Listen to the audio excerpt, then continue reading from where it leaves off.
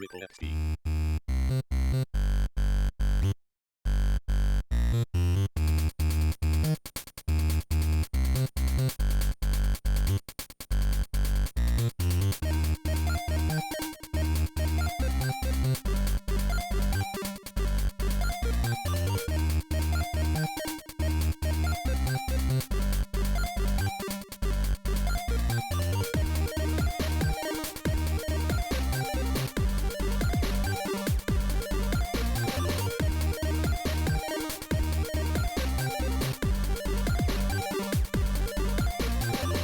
Ep.3. The dog kicked me. Bloody dog. Right, welcome to Triple XP. I'm Shane and this is Mike. Hello. And this week we are joined by Jedi. Hey everyone.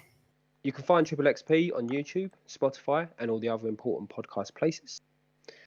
On this week's episode, we have some more PS5 news, some views on Genshin Impact and Persona 5 Royal, and we discuss our personal favourite gaming moments, along with much, much more. But first, Jedi, who are you? Who am I? Well, I'm CorealianJedi. Thanks for having me on. Most of you know me as CorealianJedi. I'm a streamer out there. I know most of you through the org, COG, Community of Gamers. Known you guys now for coming up on a year. Holy shit. That's way too long knowing It's you been guys. a long time. Yeah, I feel for you. I haven't blocked you guys yet, so that means something. Yeah, that's me. Just a streamer who isn't doing much streaming right now, just more gaming and having fun and occasional halftime, somewhat co-podcast guy on people's podcasts. So the other important thing to mention though, with regards to you, Jedi, is not only are you a member of the Triple XP team, one of our many technical hands to help us with our me and Mike being shit at all the technical stuff. It's a very essential and prestigious role. It's very essential, that's for sure. You are also you have an understanding of the development cycle of video games due to having an element of work in that area. So hopefully you can shed some of your own personal understanding onto the discussions today. Yeah, absolutely. I mean, just a little bit of background on there. In game industry now through QA and production for about 15 years. So yeah, been there. I've seen it all. I've seen all the problems that people talk about, and I can give a little bit of behind the scenes on what's going on in certain aspects of any news topic that comes up. It's a bloody veteran. He's Pretty indeed. much. Scary. Well, without further ado then, should we move on to the news? Speaking of, yeah, let's do it. Do it. So with the news it's been a bit weak this week. It's been a bit loose. There's not been much going on. It's more the lack of news that we're talking about this week. Yeah, there's not been much in the way of news. So we've cobbled together a few of the stories that we thought were important, that we wanted to discuss, and that we thought that you guys would like to listen to. So I'll kick us off with the first one, and this is the PS5 news that we teased at the beginning of the episode. There's been some troubling PS5 news coming out in the last couple of days. Two of those pieces are the two pieces that we're going to discuss are both pieces that are very worrying as a PS5 pre-order owner and someone who's very much entrenched in the PlayStation universe. So the first piece is that retailers, and I'm not sure if this is affecting America, but it's definitely in the UK, retailers are cancelling PS5 pre-orders. So essentially what happened is Sony came out and told the retailers what their stock allocation was going to be. This was after the pre-order window opened, and certain stores are having to send cancellation emails or emails that are stating you will have a console, but it might not be until early 2021, which is pretty ridiculous if you've just queued up for an hour in an online queue to get it on day one. What are your views on this? For me, it's not a big deal because I didn't pre-order anything. I didn't attempt to pre-order anything. So I'm just going to kind of wait and see. So I think eventually it'll just iron out and it'll all be okay. It's my view. especially when it comes to like getting a console. I think if I just go to a shop, I'll pick one up on the day, and it'll be fine. Yeah, and I'm pretty sure it will be fine. It's got to be pretty gutting though if you are one of those people that receives that email. I know I've been checking daily to make sure that Amazon haven't sent me an email to say sorry, mate, but no. It does fill me with dread. But like I say, I'm sure it will work out. The second piece of news that came out with PS5 is that 2 separate titles now have announced that although they are getting free PS5 upgrades if you purchase the PS4 version of the title, you will not be able to transfer over or use the same save data. So those 2 games are Dirt 5 and Yakuza Like a Dragon. Dirt has said that you can transfer over some of the multiplayer stuff or some of the like side stuff, but the main campaign and the main what's it called? The main like career mode, you will not be able to use the same PS4 save on your PS5, even though it's getting a free upgrade to PS5. And Yakuza have said the same, that the save that works with PS4, for whatever reason, will not work with your PS5, even though you're getting a free upgrade, which to me does not make any sense. Yeah, I mean it's kind of shitty, but I was just going to ask you, Jedi, if it's like something on a more technical side that yeah. So on my from the way that I look at it, I've worked I would say for the past 5 years in games that have to deal with multiple platforms. Online stuff absolutely easy to transfer over because most of that's already saved on the server. Single player campaign save files, I can't imagine you're changing too much of the game core architecture to get it from PS5 and PS4. Like it doesn't make sense. Being able to support a save file that says, here's your progress, you're at this checkpoint, seems pretty standard to me. I don't know why that isn't true for these games. It doesn't make sense to me. Especially when you think about the although we haven't had an understanding of how these next gen upgrades are going to work, the understanding is it's going to be some sort of patch download that will improve it to the level that it needs to be the PS5 version. It's not like they're sending you out a completely fresh brand new game that's completely separate to the one you purchased. It's an update. Yeah, go ahead. In my opinion, like the only thing you're going to get from the most of it is better graphics or maybe controller support. But again, both of those I see no reason why you can't save your campaign on one, bring that save file over. No, exactly. And when you look at what Xbox are doing, for example, they are very much proving that can be done, because they're saying no matter what game you play, no matter what generation it's from, if you've got a save file, it will work. It's very much there, because where they're pushing the backwards compatibility a lot. They're saying, well, yeah, if you bang it in and you get the upgraded version, it will work. Your save file will work. You will not have to replay or resave anything. So the fact that they can do it, obviously the technology is there. It's not a technology issue. It appears to be something else that's going on that they're not doing. Bit of an odd one, in my opinion. I would love to get a deep dive and find out why that isn't something easy and out of the box, or if it really is just developers for a specific reason saying we do not want you to share this across consoles. Again, I'll say it again. It's a weird one. Yeah, very strange. But I mean, that's it really from the PS5 this week. So it's been quite quiet. Mike, do you want to take this next news story? Should we talk about? You watched this one. Should we talk about the big news of the week? Probably the biggest news of the week. Well, it's Minecraft. Minecraft in Smash, isn't it? Steve for Smash. So such an odd choice. Yeah, exactly. It's really strange. I think everyone's of the same opinion, maybe, that nobody's really expecting this, and everybody was really wanting something else. But I know, me personally, like I thought that maybe Sora from Kingdom Hearts would have been a good fit. What about you guys? Have you got any opinions on this? Just about anything would have been a better fit. Literally anything else. Well, do you two both play Smash? Because I absolutely hate it. I don't play it regular, I dip in every now and then. Only for like tournaments at work, but nothing hardcore.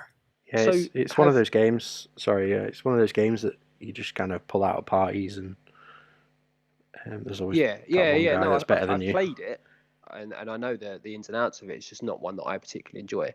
But maybe you can answer this question for me. Just how many characters in it currently are not first-party Nintendo characters? Is there many out that are outside of the Nintendo ecosystem, like as in from Sony or from Microsoft? Because obviously, Minecraft Steve is owned by Microsoft. So I was just wondering if is there any others that are in that realm of being owned by another company and that have been pulled in? I think the big one at the time was Snake from Metal Gear.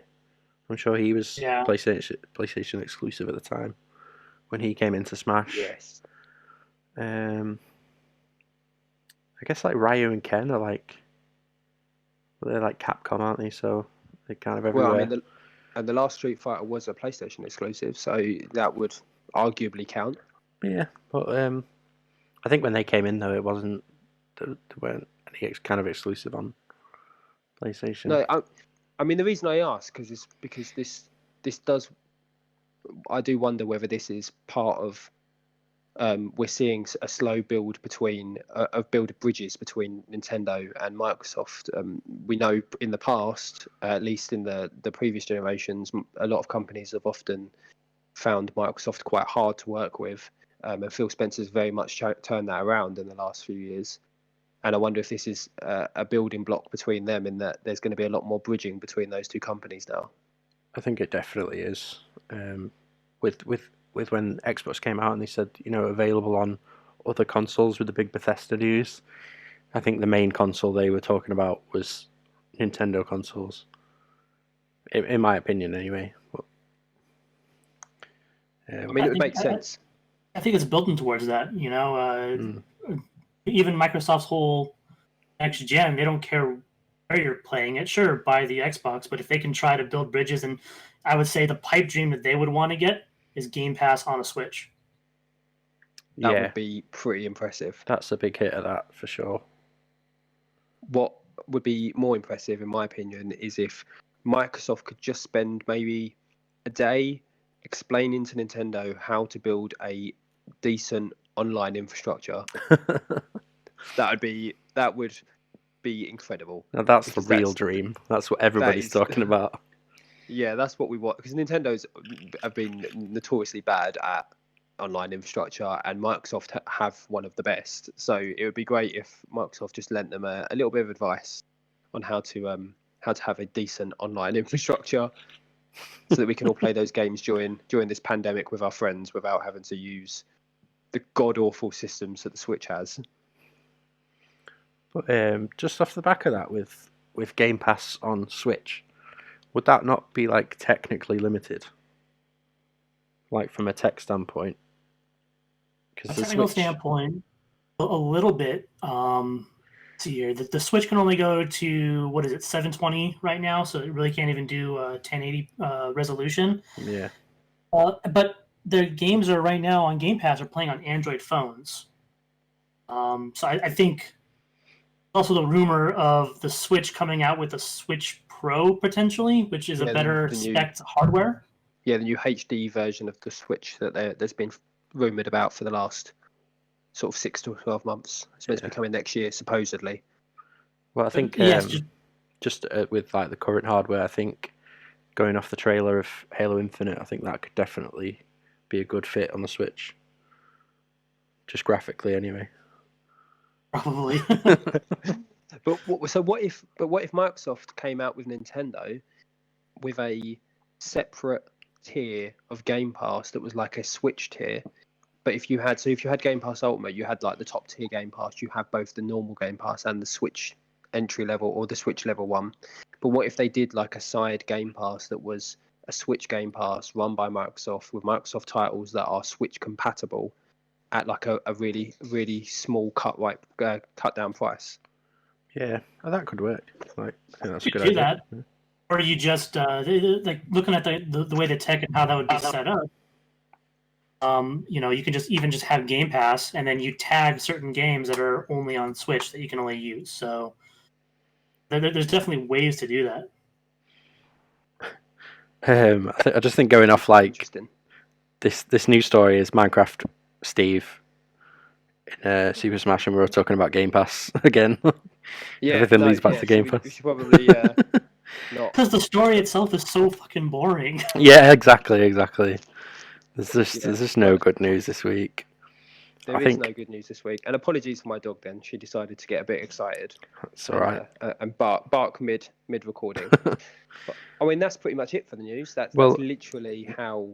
There was like big one or the news two has other been this things week. that are like noteworthy, I guess, like the Spider-Man face change, which seemed to have just been everywhere on Twitter and stuff. But it's whatever. It doesn't matter. It looks next gen and it's fine. It's not a massive issue. It's a bit weird, but they're saying basically that the new face actor, the new face model, is a better fit for the character. Fine. Yeah. He looks younger than the old one, which a lot of people are disliking, because this is meant to be a Spider-Man who's already been Spider-Man for like 8 years. But they've actually stated that the actor they've used is actually older than the Spider-Man in the game. So age-wise, he is actually an older face actor. Just he looks younger. It's just such a like non-news story, isn't it? It's like it seems to be the biggest story of the week. It's just so like weird because one of the biggest, one of the only criticisms that I heard from Spider-Man when it came out initially was the characters didn't look right. Like Peter Parker didn't look right. So they fixed it, they changed it, and he looks more like Peter Parker, and it's a news story. Yeah, it's ridiculous. It's madness that it's become such a big news story.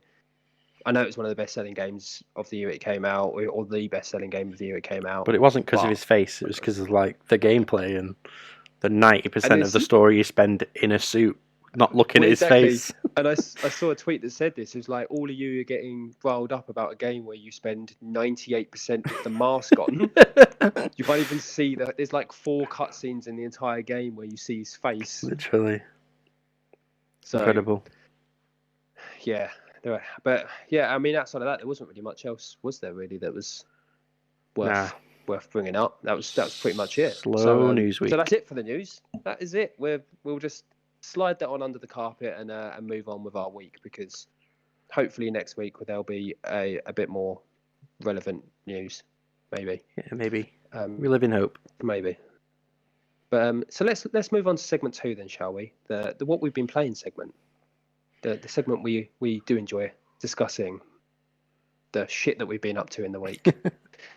Before we do that, though, I want to just address something I said last week in our what we've been playing segment when we were talking about Cobra Kai. I was referring to the second Karate Kid and confused myself a little bit and made a quite confusing statement. And I just want to clarify that. So the original Karate Kid films, there is 3 of them. There is parts 2 and 3. And when I made reference to the second Karate Kid, it wasn't to the second Karate Kid film. It was actually to the 4th film, and that film being called The Next Karate Kid, and therefore the second Karate Kid.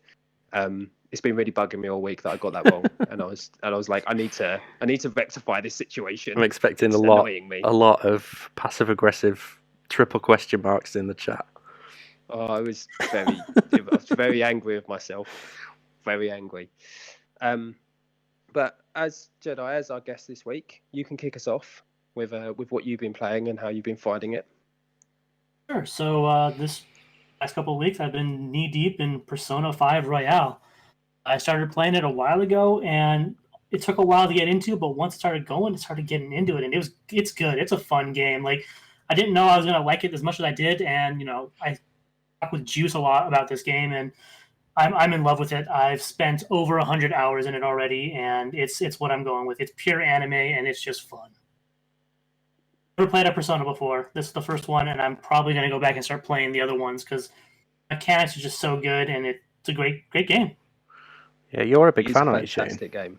I'm a big fan of Persona 5, and I'll be honest, I'm not. I know we know people that are fans of the previous. Like Jedi, though, I had never played a Persona game prior to Persona 5. But I fell in love with Persona 5 when I picked it up. When it first came out back in, what was it, 2016, 2017 time? I think so. Yeah, I'm sure it was around then. And it is a fantastic game. And I have been playing Will, although I haven't played it in the last couple of weeks. And it's so well done. It's so like beautifully made. Like you say, it is living in an anime, isn't it? You're living the day to day of an anime. Like all the mechanics are really well honed. They have that wow factor. They have the satisfaction when you just do like any battle, any win, any progression. It's great. It's well done, well polished. Excellent game. And it's so stylish. That's what Yes. really hooks you. It's the most stylish game I've ever played. So like, I don't know that much about any Persona games, but like, what is the key difference between Royale and the previous one? So Royale is essentially think of it as like the Game of the Year edition. They've got it's not so they're not so much they released DLC for the first Persona 5, but they've just extended this one. So they've added 2 new characters, some new areas throughout the game, as well as doing the combat side of it, where you're fighting monsters in these palaces and these worlds with your persona. There's also the school life of it, where you're having to communicate with your friends and family and build relationships with them. They've added a few new locations to that. There's also, if you hit a certain criteria, there's a whole extra chunk of the game that's been added. It's literally at the end of the game, it adds an extra semester that wasn't in the original, which is an extra 4 or 5 bosses, I think. I've not actually done it yet, but I know Ryan has, and he was talking to me about it. It's a bunch of extra bosses, and you get some more new characters. So it's just it's essentially, if you think of it as like Lord of the Rings, and then you've got the extended cut. Persona 5 Royal is the extended cut, essentially. Right, because I've been watching Sarah for the Wine, who's one of our other co-hosts or co-hosts, and like I'll just go in and like chat to her while she's streaming it, but I have no idea what's going on, but it seems like a lot of fun, and it also seems like one of those games where you just kind of jump into that world and really get invested, and you like the more you put in, the more you get out, sort of thing. But, Jedi, do you want to bounce off that, since you're currently invested in it?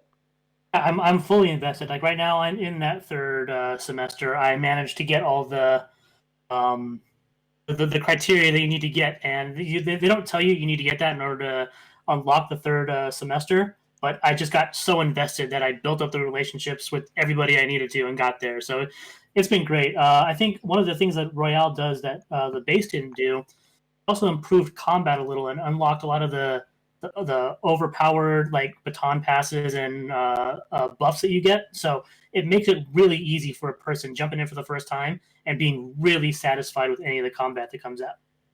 Oh, 100%. And I would say, and this isn't a detriment to it, it's easier than the first Persona 5. From playing the original one and now playing Royal, they've made it. I know they've said they've upped the bosses to make them harder. It doesn't feel that way. The game is, like I say, it's a lot easier to pick up, and to pull off these incredibly overpowered sort of moves at times that make you feel just incredible as a gamer.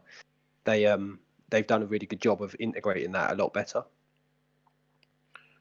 Yeah, when I played it, but because just the way I play games, I'll play them for like 5 minutes, and then if it's not immediately like hooking me, then I'll go back to it again in like 2 months' time. And I would say this is I think only critique I have of the game. It took me a good 4 or 5 hours to get into it through the tutorial to a point where, okay, now I know what the full game is. Everybody that I talked to when I said I'm going to start playing this said the same thing. It's going to be a slow burn up, but once you get past that, it gets really fun. Yeah, definitely. Yeah, it's definitely a good title. So, spoiler free, roughly what month are you on? Just so I've got an idea of how far through you are. I'm middle of January, going through the January Palace. Oh, okay, so you're a good chunk through then. original I've chunk through. my understanding is I've beat what Persona 5 base game was. I am now in the new content. Yes, you're correct. Well, Nice. so yeah. What so about you, should Shane? we What- move on? Yeah, what have you been playing, man? Give us a Divinity update. Well, yeah, I'll give you a quick Divinity update because we're off the island. We are off the island. We've done it. We've made it. It's there. We sailed away. We did it, boys. We looked at the stats, and on PlayStation, only 43% of players have got off the island, Wow. which is mad. So we're now in the top 43% of players who have Nice. actually escaped Fort Joy officially. So yeah, we're continuing our murder spree, being overpowered, and we completely cleared out the island. There was nothing left by the time we went. There was not. We even had a situation at one point where we fucked up a battle and we needed to go and get some more revive scrolls, and Ryan managed to get his character out of the fight, and he couldn't find a living soul on the island to buy any off of because they're all dead. Oh my god. Yeah, that did cause us a slight issue, but we got around it. We got around it. The other two games I've been playing, I just want to touch on this one really quickly and then go on to the main one, which I know ties in with what you've been doing, Mike. I've just actually, about an hour before we started recording this, had a little pop on Star Wars Squadrons. So very, very, very early views, and I'll talk about it a little bit more next week. So far, I'm enjoying it. What I've played the prologue and the first core mission. It's pretty good. If you've played flight simulator games before, like Ace Combat or anything like that, it's the same but in space, and it's Star Wars. It's not much different to any other flight simulator, in my opinion, from the ones I've played. Obviously, there's a few different things with shields and lasers and whatnot. But it plays quite well from what I've played so far, from those few hours. But next week I'll give a more detailed update on that. So the main game. Oh. Sorry, go ahead. I was just going to ask if it plays more like an arcadey thing, or is it like a touch more realism to it? I know it's Star Wars, but I think it's in a nice middle ground. It's not super realistic to the point that it's hurting your brain to even figure out what buttons you're pressing and what's going on. It's got a nice level of arcade mode to it, but it still expects you to balance stuff. So one of the things that you've got to balance as part of it is you need to balance your power level for the ship. So you've got left, right, and up. Change it between putting power into the engines, the lasers, or the shields. okay. You also have an auto repair with your droid, so you have to use that, but that has a recharge time. So you've kind of got to balance all these other bits of the ship instead of it's not just a real arcadey, just fly around shooting everything. You have got to balance some little bits and pieces, but that's pretty much as far as it goes with the depth of other things you've got to do. But like I say, it's early days. There might be more opening up as the game goes on. I did notice in the controls, because I had a quick look at the controls to see if there's anything I wanted to change, and I'm very interested by the fact that there is a ability to drift a ship. I'm quite intrigued as to what that's going to be or how that's going to work. But yeah, there's a button to drift your ship, so that'll be interesting. Essentially, Space Need for Speed. Space Need for Speed. What I can say is the X-Wings fly substantially nicer than the TIE fighters. If you needed to guess that, if you weren't sure, they are substantially nicer to fly and substantially more powerful. But TIE fighters have got the better noise, so I mean, yeah, they do. But they also look shit. They're such a shit design for a ship. Whoa. Step in on this, Jedi. Where you team X-Wing or Y-Wing or TIE Fighter? Let's be clear here. The X-Wings are good for what they are, but the TIE Fighters were built at cost. You know, they needed to be cheap, needed to be quick to manufacture. So I will say the sound they make is the best. You hear that going through the sky, a smile on your face. They're not going to hit you or anything, but yeah. Well, yeah, you're having one of two experiences, aren't you? You either smile on your face as you're witnessing it rain down fire on people, you're shitting yourself because you're the one being rained down on, Exactly. So one of those two situations is happening. It's a terrifying sound, but you can really feel the power of the lasers in the X-wings in comparison to the lasers and the TIE fighters, because as Joe said, they're cheap and made for masses, whereas the X-wings are obviously a little bit bulkier and there's a lot less of them, essentially. But yeah, so the main game I wanted to talk about this week, and I know that you've been playing it as well, Mike, so kind of leading to what you've been doing, is Genshin Impact, that cheeky little free title that popped over from, I believe it's a Chinese company. Yeah, I've got questions. Store. Question 1: why is it free? That's the main question. That's the only question. I don't know what your experience of it yet. And Jedi, have you played Genshin Impact? Haven't yet. It's on the list. It's been downloaded. Just haven't had time. So there are elements of it that very much play a bit like a mobile game, and I think that's why it's that's why it's free. Yeah. Because I've like the way the wishes work. Have you done the wishes yet, Mike? No, I've not ventured on too far into it. But what I've played, I've enjoyed. So the way the level grinding kind of works is it's all item based. You don't actually get much level for your character from killing things. You get adventure rank from unlocking things. Yeah, and finding things on the map. Do you unlock like are they books or pages and they can like count to experience? Exactly. So you have these items that level up your characters, and then you have weapons. You can use specific other items and also other weapons to enhance into your weapons to level up your weapons. And at each 20th level, you hit an ascension point where you then have to go up to the next rank before you can level up again, and that includes your character. So you hit level 20, then you've got to get specific items to be able to ascend to then do another 20 levels. And so each character and each item has 5 stars next to them, and everything's all of your characters start off at 1 star, and then you work them up.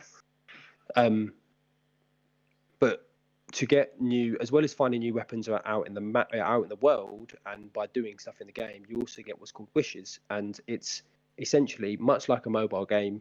You spend a wish and you unlock an item. It could be a new character, it could be a wet sword, it could be any sort of weapon. Wet sword, hang on. Let's take a step back. Yep, it's a wet sword. And then that's how you kind of get better gear. So that part of it can be purchased with real money, and that's where that sort of mobile element comes into it. But the way it works is that you can't pay to win, because you still need to level up your adventure rank to get anywhere. Yeah. And you can't ascend any of your characters till you at least get to adventure rank 15, which I hit today. Right, but yeah, you're right. Why is it free? Yeah, I've not hit that point where it starts becoming like a grind. I'm just really enjoying like the world. And if you don't know anything about this game, it's free on PS4. Is it free anywhere else? It's on mobile and PC. So not on Xbox.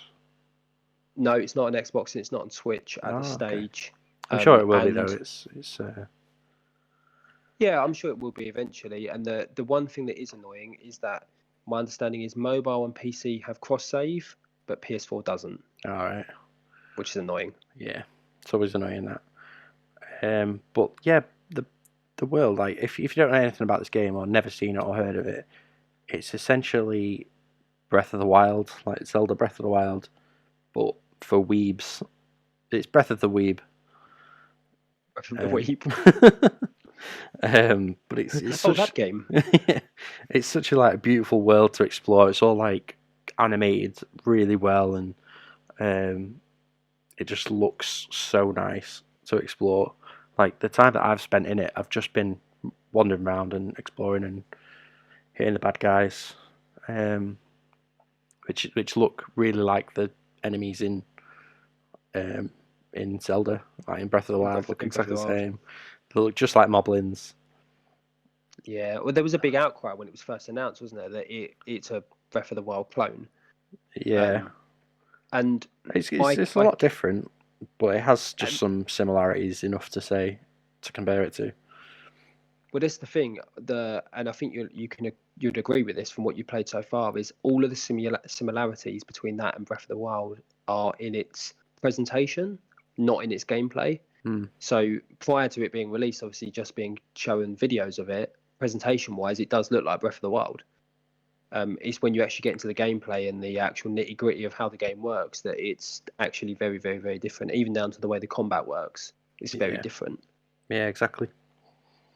And so the combat's all elemental based for anyone who hasn't played it. So every character you get is a specific element. So you start off with a wind element. You can get, obviously, you've got fire, electric, earth. I'm sure there's some others, but that's ice. They're the ones I've got at the moment. And each one of them can do an elemental based move, and enemies have elemental weaknesses. But to get the best attacks going, you ideally want to chain the moves and swap out characters, because you can only ever have one character out at a time unless if you're playing co-op. So you want to be able to, for example, throw a little wind tornado, but then fire a fire arrow into it to turn it into a fire tornado. Yeah, I think and do that sort of thing. that's where the co-op element really is different from Breath of the Wild. Definitely, but from a visual and sound point, Yeah, it's got that Breath of the Wild feel to it. But I like you, I'm absolutely loving it. Absolutely loving it. How far through are you? I'm not too far into it. I've been on a bit of a gaming tapas, I'm calling it.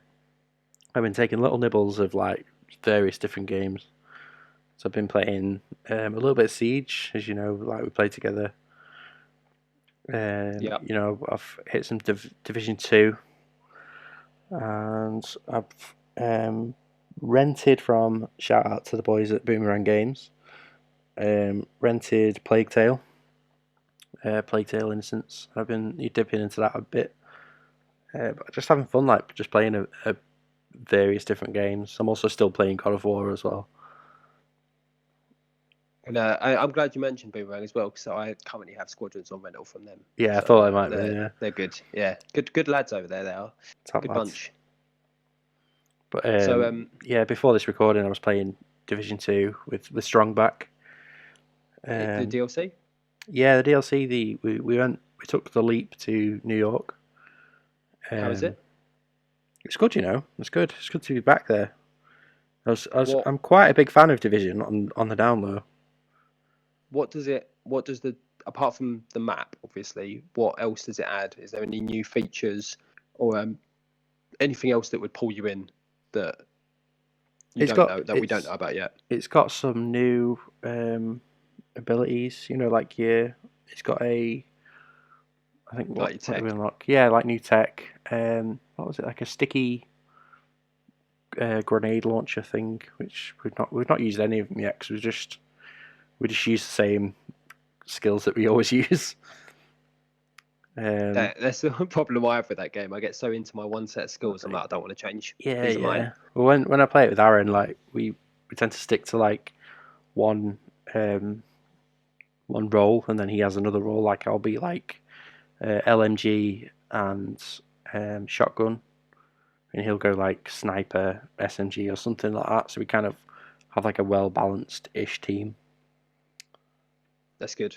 But yeah, it's good, especially for picking it up for a tenner. The DLC was on sale on PlayStation 4 recently, and I convinced a few of the Triple XP team to jump in on it as well. I definitely picked it up. I haven't loaded it up yet, but I picked up the DLC. Jedi, have you played Division?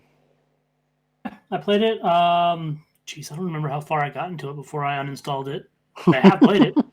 Was this 1 or 2? I beat 2. I got through a lot of the DLC I beat 1. I got through a lot of the DLC on 1. 2, I just kind of started and just barely nibbled and got into there just briefly before kind of putting it on the back burner. Just fizzled out for you. Yeah, but the thing is, it feels fun. It's good to play. I think I was just kind of burnt out on a couple of shooters. It's definitely kind of coming back up with a lot of the DLC coming out recently. Did you play it alone or with friends? I played it alone. You guys, I think you guys know. Whenever talk about when I have free time to play, everybody is usually asleep. Yeah. Or Yeah. I'm on the West Coast, America, so most of the people that I know and could play games with are already like knocked the fuck out. So Unless if you're Mike, because apparently this man never sleeps. Yeah. it doesn't. It concerns me. You need to get some sleep, I man. don't sleep. Honestly, ever. the amount of times I've woken up and it's like Mike made a comment at 4 o'clock in the morning. I'm like, what is he doing at 4 in the morning? Commenting, that's what I'm doing. Why is he sending me messages at this time in the morning? What is going on? He takes micro naps. Yeah. I actually I don't. can imagine that. I'll just stay awake until I knock out. It usually takes a Until you couple of go to days sleep. and I'm like, I need to sleep. just hit the floor. I have made a mistake. Well, for all of our listeners, week 1 we had gaming ADHD for Mike. Week 3 we've got gaming tapas. Tune in next week for his next description of gaming. Gaming Sunday lunch. Yeah, the gaming buffet. So I think that pretty much covers us for what we've been playing this week. I just want to talk about Siege a little bit more. I've jumped back into that game after what year is it on like now? 5? Like his 5th year? I think so. Something like that. I played until like year 2 solidly. Like I fucking loved that game. Same. And I wasn't breadstick level. I wasn't strong back level, but I was good at that game. I knew that game. But I'm getting back into it now after a 3-year gap, and I'm really enjoying it. And the reason why I've jumped back in was because of the news of it getting an upgrade for PS5. Yep. So I was like, I'll just get ahead of the game a little bit. And it's just had some DLC of the only bit of Splinter Cell content that we're getting this year. Or next year, probably. In fairness, though, Zero is absolutely incredible. He's really fucking good. He's a so great operator. Good. And I put down the fact that because I am shit at first-person shooters, as we all know, and the fact that I am actually doing well on Rainbow at the moment, I can only put down to the fact that Zero is such a good character to play. Yeah.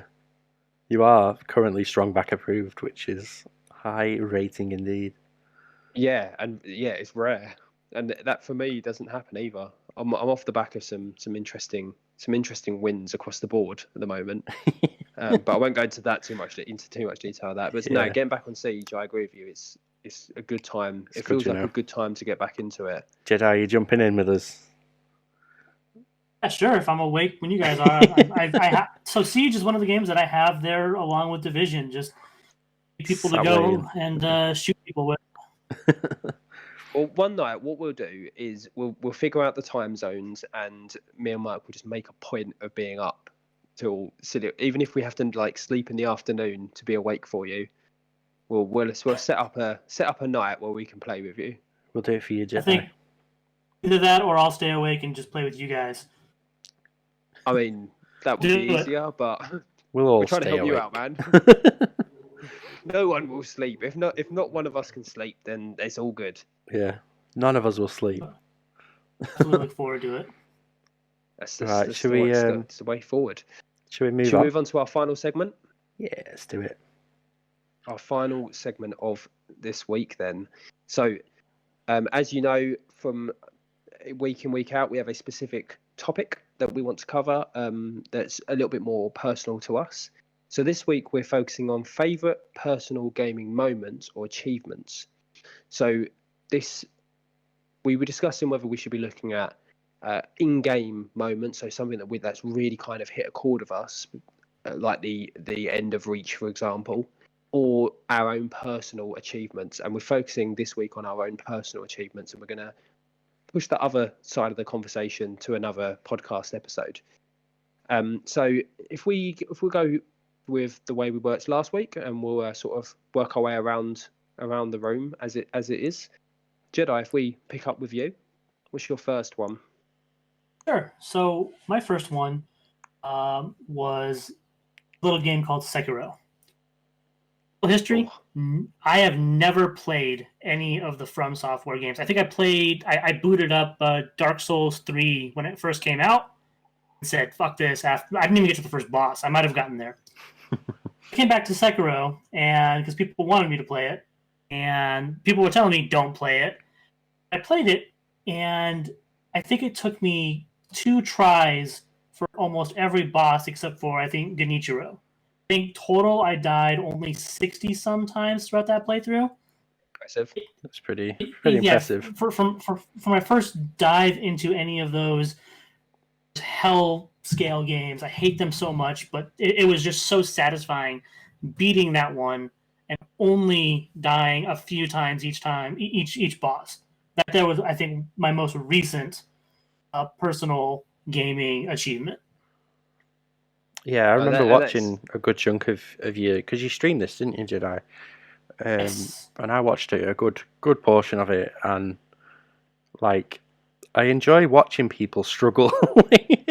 It sounds so bad. If I remember, you were mad that I wasn't struggling more. Yeah, that's it. Yeah. You put, I think, Dark Souls 3 specifically or Bloodborne specifically because you were tired of the 60 only death. Yeah. I was cheated out of the torment and pain of watching a Souls-like game. You might have felt cheated, but I felt tormented. Like, it was a stressful fucking game. Yeah.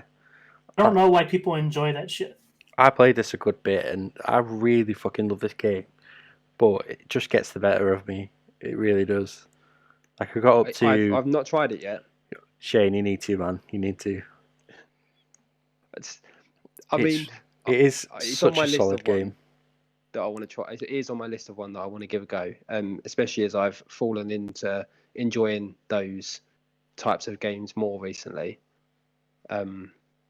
Because Jedi, I had the exact same situation that you've had with Sekiro with Bloodborne, and Mike. Again, he was super excited to see me fail. I was fucking cheated again, and he was cheated.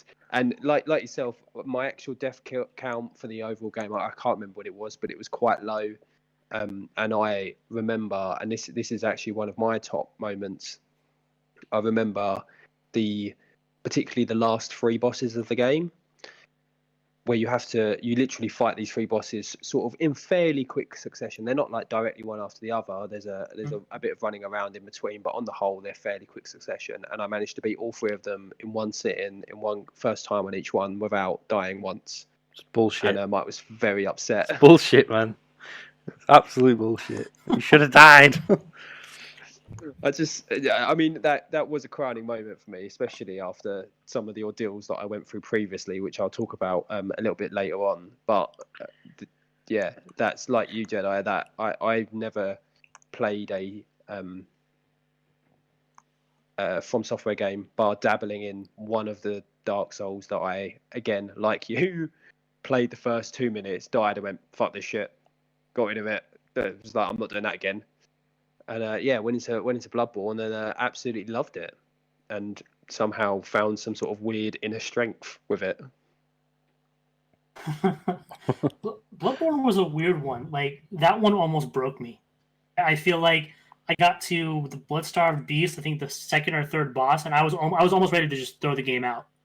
Once I got after that learning curve, I think like you, every boss was like 1 or 2 times. The last 3 bosses, I think I took them 2 tries each, but Bloodborne almost put me to my end. Yeah, Bloodstarved Beast is the test, isn't it? Along with Father Gascoigne, like. Father Gascoigne was my test. That was my real test. Yeah, because go ahead.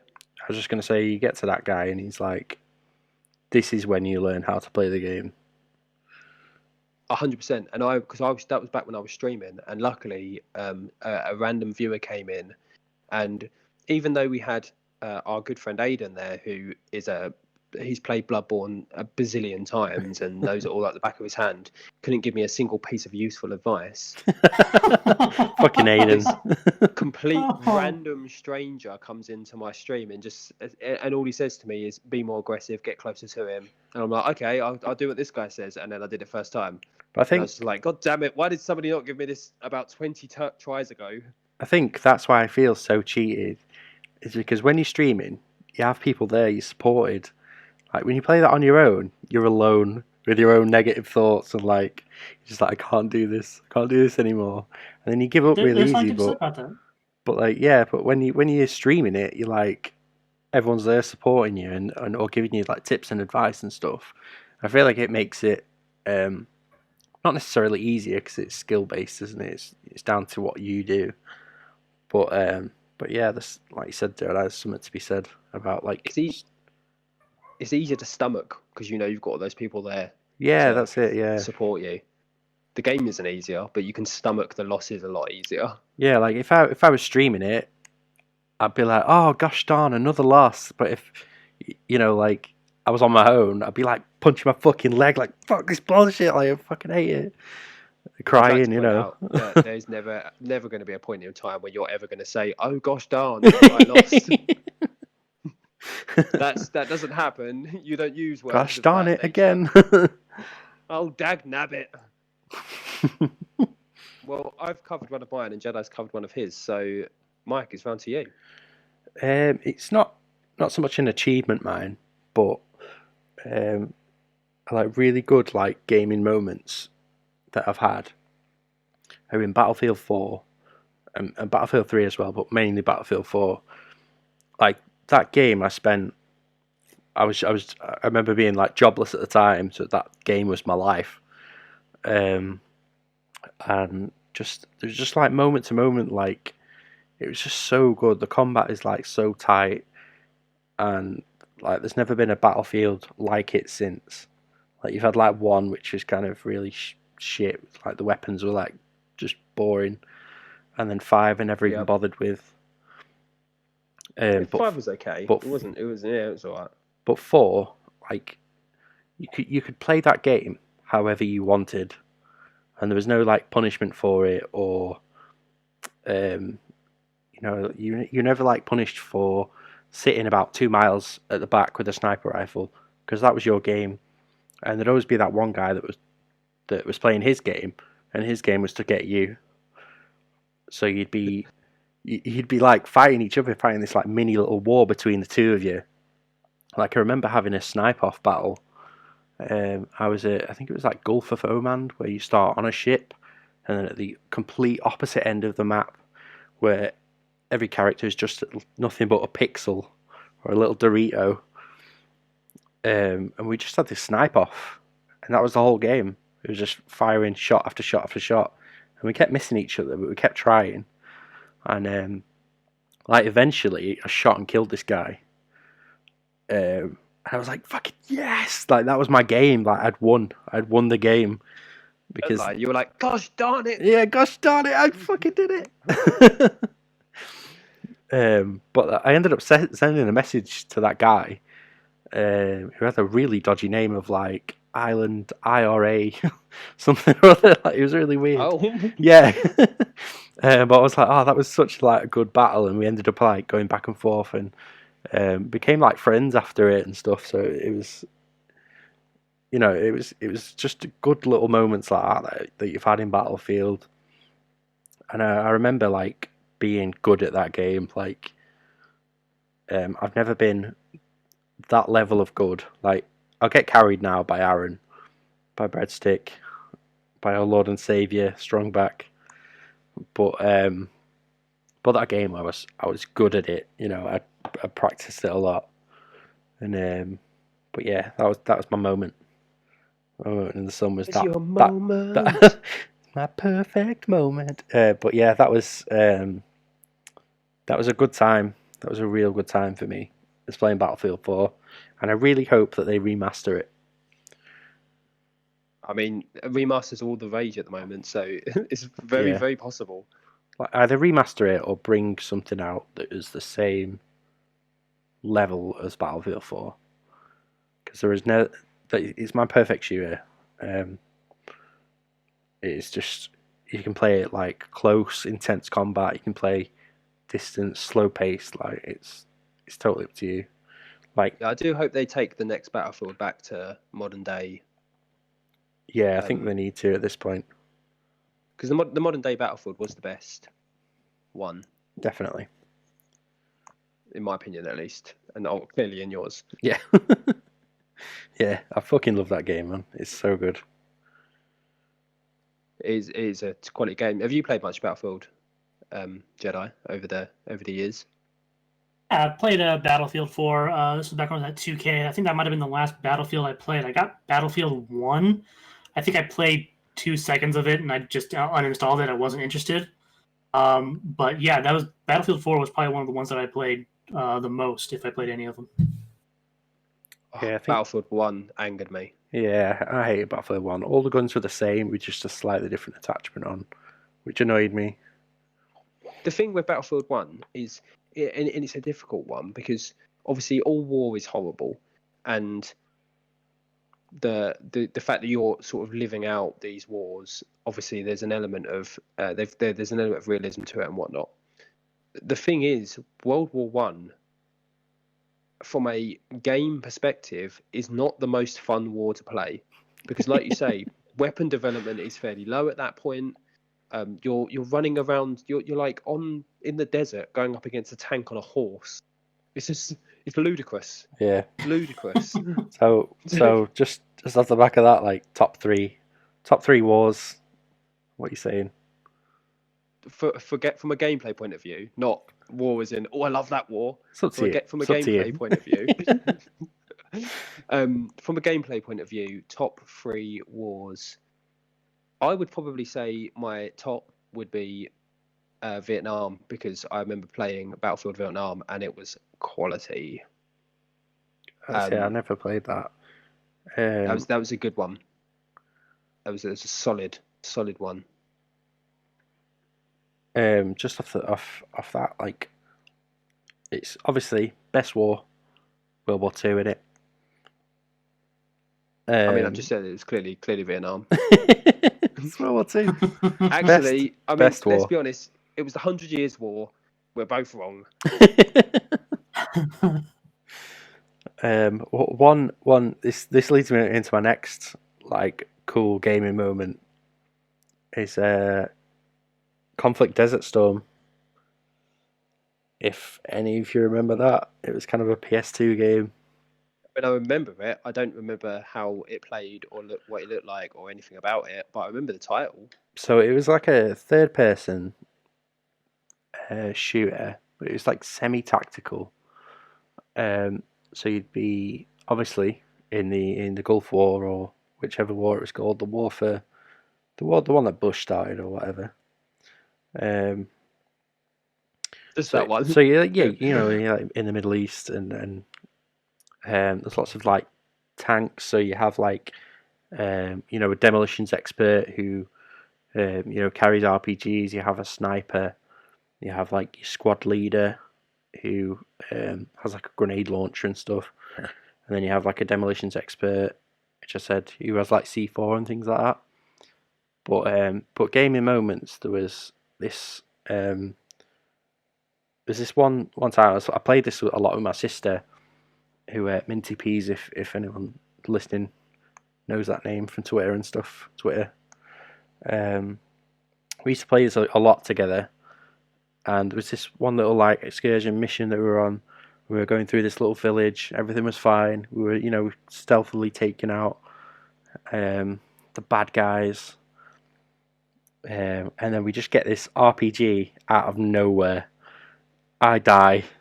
I go down into like a down state, of course. I try and send my other guy, because you get 2 guys each, basically, squad of 4.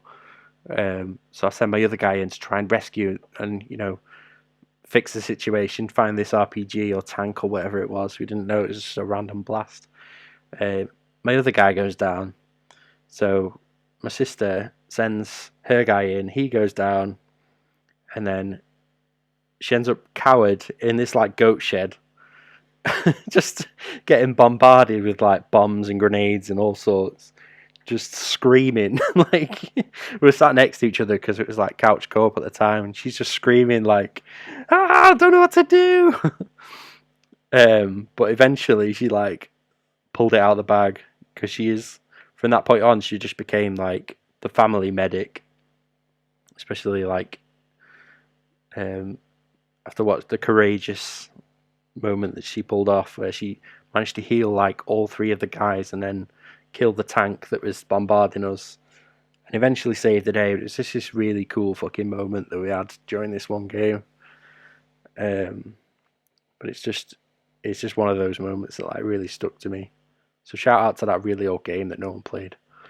I mean, that does sound like a pretty cool moment. Was it Spec Ops or SOCOM or something, or was it just Conflict Desert Storm? It was similar to SOCOM, but it was just called Conflict Desert Storm, and then there was Conflict Desert Storm 2. Then they did a Vietnam, and then there was a global offensive or something like that. Global Strike, I think it was called, and then weirdly, when the PS3 came out, they just went into first person rather than third, and it's just a completely different game. It's really weird. They literally just killed off the series doing that. It was really weird. It's a really strange choice, but I think it was trying to jump off the back of like all the military shooters that came out at the time. Well, that would have been around the time that COD was really starting to dominate. Exactly, yeah, that's it. So that makes sense. So Jedi, what's your next one? My next one is NBA 2K Online League. So I don't usually play sports games anymore, but for a good 5 years, I tested every sports game that came out of 2K. MLB, NHL, NBA. So a bunch of us that all tested the game when it launched had an NBA Online League where we get to basically just pick your teams, play against each other in a tournament-style bracket sort of thing, and go from there. And whoever wins out of the bracket wins, and just bragging rights. Me, I am not the best NBA player there is. But somehow I managed to get down to the best person who, at this time, if people don't know much about sports, Steph Curry was the most overpowered character in the game. He shoots threes from almost half court, and I was going up against that. And I managed to keep it tied in the last 2 seconds of the game, inbound it, sink a three-pointer from half court with a person that didn't have a high three-point chance, and take the championship for myself. Broke a lot of hearts, scratched a lot of heads, but that was probably one of my highest achievements from any 2K game that I've ever had. It was just so weird because, just going against Steph Curry is not something you expect to win against. You were completely outmatched in every single way. 100%. Like, there's two ways to play the game. You can sit there and play just 3 balls and rake up to like 150 points, or be old, slow like me and go the post play. And I just grinded that game down to a halt and managed to seal the win. It was fun. Next day at work, people were, of course, talking their shit and having fun, but it was a glorious day for me, and I've never really cared about 2K ever since. Retired on top. The next day, did they nerf Curry? They were like, no, he's too powerful. No, because this was when Curry was starting to get into his prime, and next couple of games after that, they actually started expanding more of his three-point abilities. So he definitely was one of the best shooters of the game. He deserved all of that, and people knew how to cheese him, knew how to use him, knew to use him, and just start shooting the ball. Just go, go, go. Fair. Well, I mean, that does sound pretty sick. What my concern is, why was there never any sort of monetary value involved in these tournaments? Because we definitely should have been. So we were testers, which means we didn't make much money. So a lot of people didn't want to put money on the line. In anything that I do with like sports, whether it's a tournament or fantasy, I'm good to put up money. But I worked with a bunch of bitches that didn't want to give up money because they knew they'd lose. So that would have been a nice little pot to earn if you had won that game and just been handed a cheeky little, even if it was just a couple of dollars, just to go, yeah, that's right, bitches. I mean, and like one of the other weird things about that 2K Online was one guy that we tested was completely cheesing all the trades with the CPUs. So he was getting all the best players, and it was a weird tournament that ended up. We eventually kicked that guy, but yeah, it was fun in the end. Pretty awesome. It's pretty awesome. So I'm gonna take it back to the From Software styles of games and talk about one of Mike's absolute favourite moments that I've had. I love this. That we have spoken about many a time, and that he was witness to. I was Star Wars, part of the magic. I mean, you weren't just witness. You were involved in it, and if anything, without you and Hazy there, it might never have happened. So Star Wars Fallen Order, as if you listen to episode 1, you'd know that I did not get on with that game particularly well. I struggled. I thought it was a well-made game. I thought it had a solid storyline, but I could not get to grips with the combat. I really struggled with it, which is strange because, as you heard, Bloodborne I was fine with, but I just could not get to grips with Star Wars. And it's been out quite a while now, so I think we can touch on some more spoilerish stuff without going into too much detail. Yeah, it's been out long enough. But exactly, there's a fair way through the game. You have to fight this giant bat, for want of a better term. It's just a big fucking bat that's like the size of a double-decker bus, and it's a prick, absolute prick. And I got stuck on that bat for so fucking long. I wanted to cry, like actual tears of pure dread. And I was beaten. I was deflated. I was defeated. You name it, that I was it. I could have just been a puddle on the floor of depression, because it was horrific.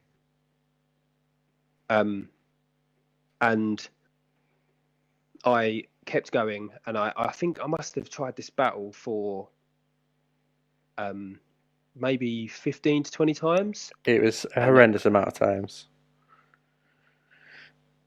It was horrible. It was going on for well over an hour of just, and it wasn't like the actual element of the battle. I was already at the point where I was in like the second phase, so it was literally go into this like arena area, get hit about 3 or 4 times, die. Go into this arena area 3 or 4 times, die, and it was just rinse and repeating that. And every now and then, I'd get a little bit further and look like I was about to do it, and then I would suddenly revert back and just get killed instantly every time again. And I was about to give up. I was literally on my absolute last legs. And Mike and Hayes were both like, "No, this is the time, Shane. You have to bring in the legendary Stan Bush." Again, who we spoke about in episode 1. I absolutely adore Stan Bush. One of the greatest artists to ever exist. And Mike was like, "Right, put some Stan Bush on. Just focus on the Stan Bush. You can do this." So I put on Stan Bush, Never Surrender. And I'm sitting there singing. Like, I'm barely listening to the game anymore. I'm just singing Never Surrender to myself. And I managed to do it. I honestly could have just cried tears of pure joy when I finally did that boss. It was horrific. I then had the similar situation on the final boss, and luckily, again, same situation. I got stuck for ages, and I was literally about to pack up for the night, and both Hayes and Mike were like, "Give it one more shot. Go on, one more shot." And I gave it one more try, but put a bit of Stan Bush on, and I fucking did it. So now there's the legendary that Stan Bush will get you through. If you get stuck on a game, put on a bit of Stan Bush, and it will get you through it. And I'm so happy that I never have to play that game ever again. I am because now converted, and I am a full believer in the magic of Stan Bush. he honestly saved my sanity for that game. My absolute sanity. But I mean, I've kind of heard this like story before with Sekiro, because there's a part which I stopped playing because I got really stuck on it. I heard there's another podcast that I listen to called Special Moves, and they were talking about playing Sekiro, and this is minor spoilers, but there's a boss that's like a giant gorilla. Oh. Yeah, and it's only minor spoilers, it's just one boss. but it's it is a hard boss. I'm sure, like Jedi, I'm sure you can attest to the difficulty of it. But he's pretty rough, what I've seen. yeah, but they played like Guerrilla Radio by Rage Against the Machine while playing this, and then won the fight. So it was just kind of that moment again, but but I don't want to pull away from the magic of Stan Bush, because Stan Bush will get you through anything. Is the most positive. Will get you through anything. But I think it was a case of just finding a rhythm, and because you focus on the rhythm of the music, you end up getting into the same rhythm in the game, and you almost end up acting on instinct in line with the rhythm, as opposed to being so focused on trying to time everything in the game correctly. Yeah, I think that's kind of how I saw what happened. But yeah, Stan Bush got me through, and I will forever be grateful to him, and I'll forever tell everyone that he is one of the greatest artists that have ever lived. he is one of the greatest artists of all time. Is he Is still alive? I believe so. Let me ask our good friend Google. Then we need to message him and tell him. Better yet, we need to send him the Twitch clip of you fucking beating that bat. Stan. Stan, mate. Yeah, no, he's still alive. 67 years old. Oh, what a legend! Like anyone listening to this that hasn't heard Stan Bush, go to Spotify, search Stan Bush, and then just listen. In fairness, unless if you're extremely young, if you haven't heard of Stan Bush, where the fuck have you been? He did the original theme song for the original Transformers movie, the animated movie. Like, everyone has heard that theme song, surely. The touch. Exactly. Yeah. It's an incredible song. You've got the touch. You've got the power. Every pump up list that I have has that one right there at the top. It's an absolute tune indeed. It's a banger. What have you got for us? Well, again, mine's just a little bit different because that's how I roll. But all of this week really, my oldest and truest friend from childhood came to stay, and we'd not been in touch for like years, I suppose. We message every now and then, but we used to like game together and like listen to music and stuff. But one of the games that we played together, and all of this week, sorry, I just want to say that we've just been doing exactly what we did as kids. We just watch movies and play games, and it's been fucking awesome. Amazing. So, yeah, we've watched all of the Lord of the Rings this week. We did the marathon. We watched Demolition Man. Watched him Friday. The old Ice Cube, Chris Tucker like movie. We watched a bunch of other shit as well, like some Terminator. Literally all the films that we watched as kids, we just rewatched as adults, and it was exactly the same. We had like the same jokes and stuff to tell. But I just want to go back into like the games that we used to play. It was Killzone. It was on like PS2, and yeah. But do you remember the intro to that game? All I remember is Space Nazis. Yeah, I mean it's space Nazis all over. Which are the best kind of Nazis?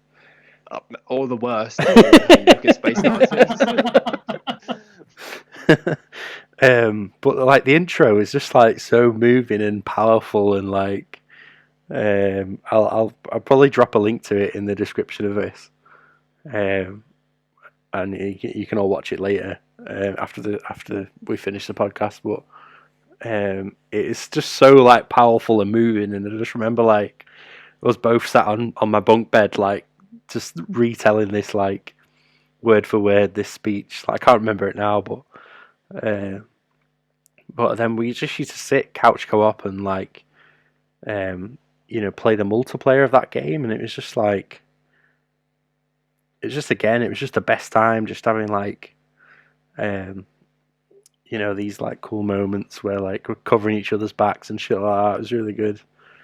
It was just a good like little trip down memory lane this last week for me. Proper bit of childish nostalgia. Yeah, man. Yeah, exactly. Another game we used to play was Champions of Norath, which What? the Champions of Norath. It was essentially Never heard of that. yeah, it was another PS2 classic. I know Juice, he's been playing it recently, but it was a spin-off to EverQuest, and it was just this like Diablo clone / the old Baldur's Gate clone, or no, Enough. Baldur's Gate Dark Alliance. It's essentially Diablo clone, but it was just a good time. We just used to like play that with, we had My Chemical Romance playing in the background. Amazing. Life was good. We were grinding for loot, getting them levels. Life was good. Absolutely amazing.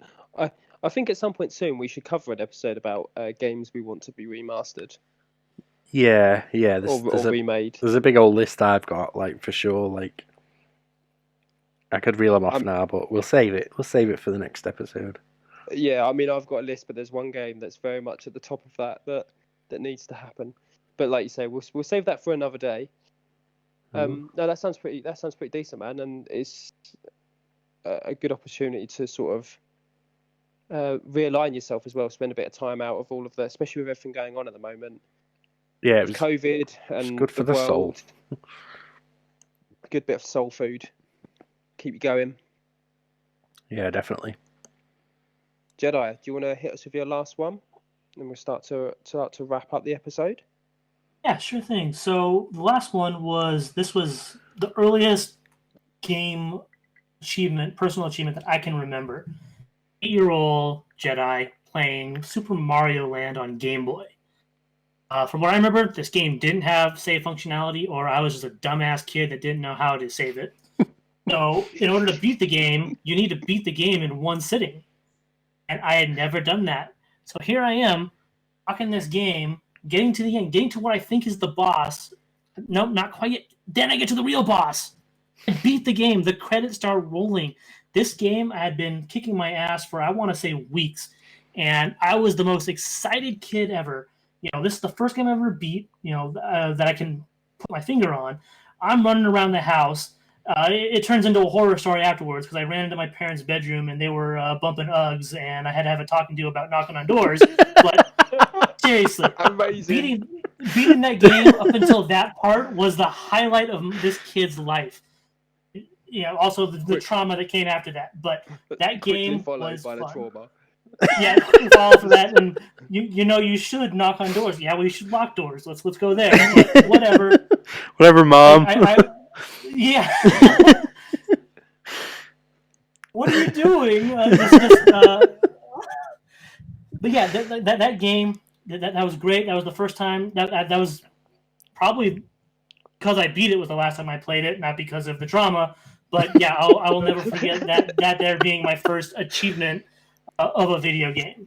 Oh, it's so good, but also so tainted. Right? It went down so fast. It was, yeah. Good amazing. Times. Good amazing. Times. That's quite a turnaround from your win. Oh, I think that's one of those moments that Stanbush isn't going to help you with, Jedi. No. Trauma you're going to have to live with. Counselor and 20 years of denial. And it's all coming out now. Just share it with the world. Well, Triple XP has been this conduit to just be like, just open up all past traumas. By episode 50, we're not going to be a video game podcast anymore. We're just going to be a counselling session. It's going to be a Dear Shane. Dear Shane and Mike, I'm on my parents. Is this why I can't have meaningful? What do I do? You need to put Stanbush on and just relax. Just get in the corner and cry. You'll be fine. You'll be absolutely fine. Right, I just want to. I mean, I can't top that. No. But I do just want to wrap up with Episode my done. last my last one, which it doesn't top that at all. But it goes back to our conversation about Rainbow earlier. And Okay. You're going to talk about this again, are you? No, I'm not going to talk about that again because this is a different time that you actually don't know about, Mike. So shut up. A man can't enjoy his own clutches these days without people moaning at him. No, so like you, I very much played it when it first came out. I got really into it, but as you know, I am not the best at FPSs. I never have been. I've always been a bit shit at them, particularly in the online forum. Although weirdly, this week I have got better, and it's a bit weird. I think it's because I had a COVID test, and I had the fear that I was going to have coronavirus if somebody just got good games. Just living your best life, like. Just to confirm, I did have a COVID test, and I am negative. That did happen. That actually did happen, and it was the most disgusting thing I've ever had to do in my life. The test literally, the back of the throat made me gag, up the nose made my eyes water. I was sitting in my car at 8:30 in the morning, and a drive-through test center, crying and gagging, as a man named Pablo shoves things up my nostrils. This podcast is Corona safe. It is Corona safe. I can 100% say that I am as negative as they come. Also, anyway, last night we were playing Siege, and you said I could never suck a dick because because of the Corona says it's so bad. I've learned I've got no gag. I've got a really bad gag reflex. Like I couldn't suck a penis because my throat will not allow it. I'd be vomiting everywhere. I can't do it. I think we've got the placeholder title. Thank God Corona came around to let you realize that. Like, I mean, 31 years old now, and I'm now fully aware that I am unable to suck a penis because my throat will not allow it. In the words of oh, what is her name? The singing about the dangly thing at the back of my throat. It won't take it. Don't be touching that shit because I will be gagging immediately. Cardi B, that's what I was thinking of. Anyway, going back to my story. So yeah, Rainbow and being shit at FPSs. In that first 2 years, I can't remember exactly when it happened. It's the only clip I've ever personally shared on social media of me achieving something in a game, and I mainly because I can't be asked to record shit and edit it and put it out there because I'm too lazy. But it's the only clip I've ever shared outside of streaming, like as in a clip I've taken straight from the PlayStation and just shared to a social media. Yeah. And we were playing Rainbow. It was a ranked match. We were on the I can't remember the name of the map. It's the one with the Christmas trees and the train, like the train room. Oh we were yeah. on that map. And I don't know the map name either. No, I can't remember what it's called. But it was hostage. We were attacking. I was on the roof. Every other cunt died because obviously they did. It was this was match point overtime 4 or something. Like we'd been going for fucking ages, and everyone had died, and I'm on the roof. There's still 3 of them alive, and I was like, "Fuck!" I know everyone knows that when it gets to me and clutching, it's not going to happen. We're just going to die. We're going to lose the match, and that's the end of it. And I jumped down, managed to take out one guy, and the hostage was in the back freezer of the top floor. I managed to get in there, kill one in there, somehow without shooting the hostage, which was very fucking difficult because they were right next to the hostage, but I somehow got that luck. The Shane luck. That I have. The Shane luck that happens when I clutch things. It's not skill, it's just pure luck. Managed to kill that person. Picked up the hostage, and I was like proper panicking, like, fuck, I need to just get out of here now. There's one left. I've got the hostage. I can do this. Running with the hostage in front of me. He comes out of nowhere, goes to spray, realizes I've got the hostage in front of me, doesn't. I start panicking and just start firing my pistol all over the place. Somehow managed to shoot him in the head. I pretty much emptied the entire clip just to get the one shot off at him, and won us the game. And that was my first ever clutch on a multiplayer FPS title of that nature. My first ever one, and now I clutch every week. So, And then 5 minutes after that, you walked in on your mum and dad. I mean, no. No, I think they were already split up by then. There is a story, but probably one that I won't be sharing today.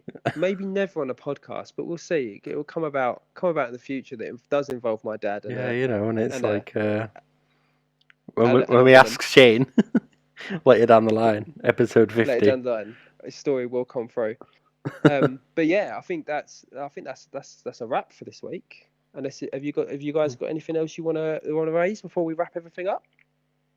I think we're done. We're done in rings. What about you, Jedi? Yeah, nothing at all. Nothing at all. Jedi, it's been an absolute pleasure to Yeah, have man. you with us this week to As have always. this discussion. Reminisce about all these great achievements we've had. Talk to It's you been about a blast. all the bits and pieces that you've been involved in. It's been a real pleasure having you. For our listeners, don't forget that we release our weekly podcast on a Monday morning, 7 a.m. UK time. I forgot what country we're in then. Don't know how. Just what country we're in? Yeah, just South African time. I don't know. I'm confused. 7. We release at 7. 7 a.m. UK time. Whatever that is and where you are, I'll let you can all figure that out. We also release a blog every Friday. The most recent one that Ryan wrote, as you all met Ryan last week, he wrote the most recent blog, and it's a really, really interesting one that looks at what gaming means to me and Mike. There's some really interesting views in there. It turns out we're very different, but very the same. Yeah. Definitely. Yeah, it's an odd one. Like, it's hard to explain, but we're very different in our views. But it's worth a read. Similar. It's worth a read. So definitely go and check that out. And as we said up at the top of the episode, you can find us on YouTube. You can find us on Spotify. You can find us on Apple Podcast. You can find us on Good Pod. You can find us on Podbeam. You can find us on everywhere that's relevant for podcasts. Yeah. All of the good podcast places. All the good ones. And the easiest way to find us is to just look up at XXXP on Twitter, and under our cheeky little link tree is the links to everything you'd ever need, including the website with the blog. It's all there, ready for you to go and have a cheeky little look. Yeah, it's worth just saying that if you listen on YouTube, it really does help. Like to hit. I know it's like that cheesy like, comment, and subscribe, but it's like it does help to hit like, and if you're not subbed, then that always helps us because we need that. We need that custom URL. Like it's 100 subs. That's all it takes. But it does help us out. It helps us grow and stuff. So it does help us massively. And as we've said in previous episodes, we don't want your money. We don't want anything of that nature from you. We just want to fill your time with some fun conversation. And if you can sub to us, hit a like, or if it's on a different podcast format, give us a nice 5 stars. Yeah, or write us a nice review. Or... Whatever you can offer us, it's just a few minutes of your day, just to give us something that will help our growth. We would massively appreciate it. So that's all from me. I'm going to sign off because I'm just going to keep talking otherwise. Guys. Yep. Goodbye, everyone. Thanks for listening. Bye. Ep.3. Ep.3.